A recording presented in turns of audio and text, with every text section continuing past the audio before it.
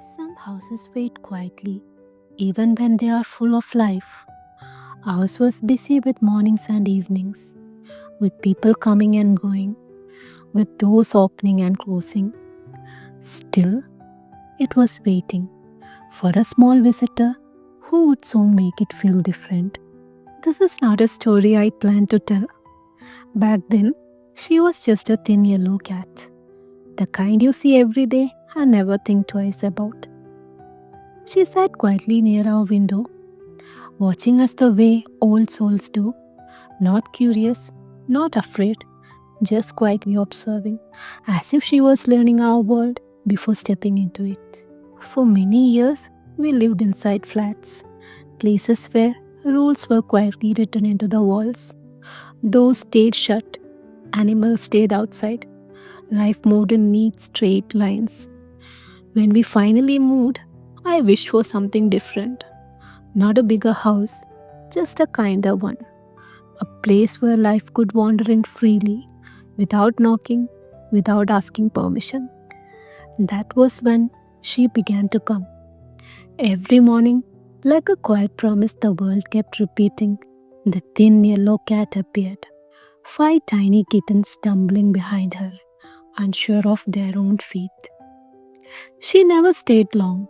Someone would shout, someone would chase, and she would run, quick and alert, carrying her little ones and her courage together.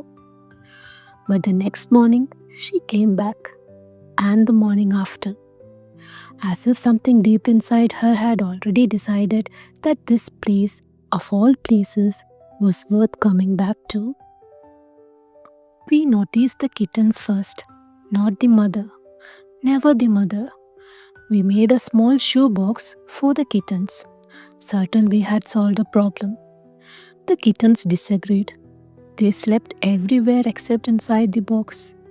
But the mother climbed in. She folded herself into that tiny space, curled tight, and stayed there. I remember thinking she was being unfair. I didn't know then that mothers don't take places, they guard them. That box wasn't comfort, it was a promise. Somewhere between mornings and evenings, she stopped being just another cat. One day, we gave her a name, Penelope. And names, like love, have a habit of changing. Soon, Penelope became Penny, shorter, softer, closer. That's how you know a visitor has become family. Time moved the way it always does, quietly, without asking anyone first. The kittens grew bigger, the world grew wider, and slowly, one by one, they stepped out of our days. I like to think they found safe places to rest, warm steps to curl upon, and kind shadows to sleep beneath. But Penny stayed, not because she had to, but because she wanted to. Penny ate only bread and milk, nothing else. No fish, no leftovers, no bargaining looks. When my father noticed this, he brought it for her every day, not because it was special, but because it was what she trusted. Penny had rules, and we learned quietly that love often begins by listening. We thought Penny was just passing through our lives. We didn't know she was staying, and we didn't know then how much she would teach us about patience, about boundaries, and about coming back even when it's hard.